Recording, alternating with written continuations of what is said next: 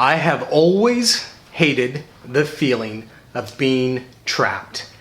And that's why I hate It's a Wonderful Life. Look, George Bailey had all sorts of plans to escape his hometown, Bedford Falls, and see the world. What happens by the end of the movie?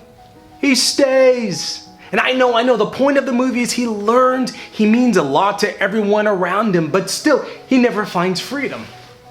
And this Easter weekend, a lot of us feel trapped. Trapped by these walls, trapped by a small set of relationships, trapped by our very own skin. If I accidentally touch something, I could catch the disease and kill me or someone I love. I can't even touch my own face. How is this any way to spend an Easter weekend? We should all be out with family and friends and at church. It's like we've all been given personal graves. We've all been entombed.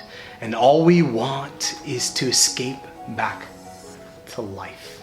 What is true is this experience of being entombed disturbs me not because it's alien to me, but because it's all too familiar.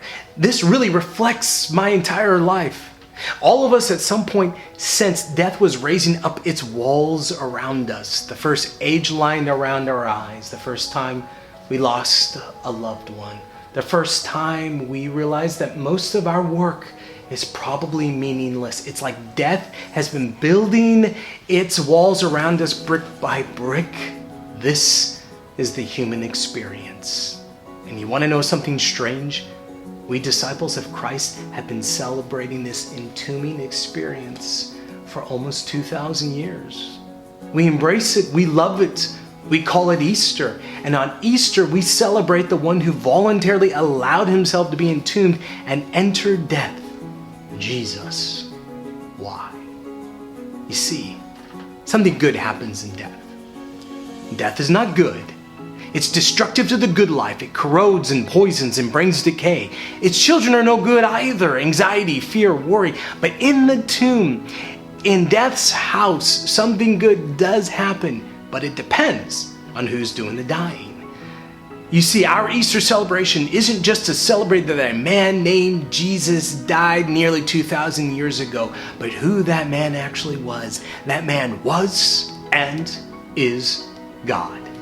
So when we say something good happens in death, what we mean is something good happens when you try to put God in death's house first. God changes the house of death into a place of deep transformation. And isn't that what some of you are experiencing to a degree in this age of COVID? Don't you sense that in the four walls of your constricting home, your family is starting to change? Some have told me their families are finding themselves again. Mothers are reporting their teenagers' anxiety is cut in half because they've been pulled out of overwhelming school schedules and unmanageable social lives. They're rediscovering the rhythms of life. You're also embracing a worldview that the people who share your city block and your office floor have value. And there are people who are suffering that need your goodwill and support right now. The sick, the doctors, nurses, EMT, delivery people. And let's be honest, those things were not that important before we got locked into our house graves. But now they are. And don't we believe we'll come out better for this? Hope we'll come out better? Your house doesn't have to be a tomb. It can be a place of transformation.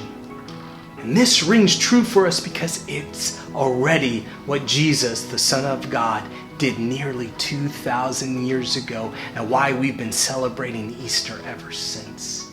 He changed the tomb into a place where we're transformed. The tomb no longer has to be the end, but the passageway to true life and life changed and flourishing and with God. As the Apostle Paul tells us, in a flash, in the twinkling of an eye, at the last trumpet, for the trumpet will sound, the dead will be raised imperishable, and we will be changed. But the biggest news is that the disciples of Jesus celebrate another element of Easter, and really, the most important part. Death's house couldn't hold God. How could it? The great stone was dragged away from from the tomb's entrance, and Jesus not only escaped death, he defeated it. And isn't that what you want right now? The front doors of your own house to be flung open, the school halls to be filled with kids again, the restaurants to celebrate life with its cleaning of glasses and banging of tables and generous laughter. Our urgency to live again is an echo of not only what we want, but what Jesus promised to bring us in eternity, his good life. Disciples of Jesus, we know what the last couple of weeks have been.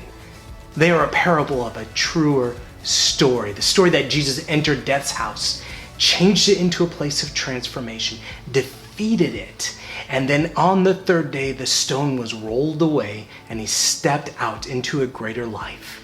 He made the way and we follow him. My friends, you may feel trapped. This is the human experience, but you are actually free. As John, one of his apostles, once said, if the Son has set you free, you are free indeed. He is risen. He is risen indeed.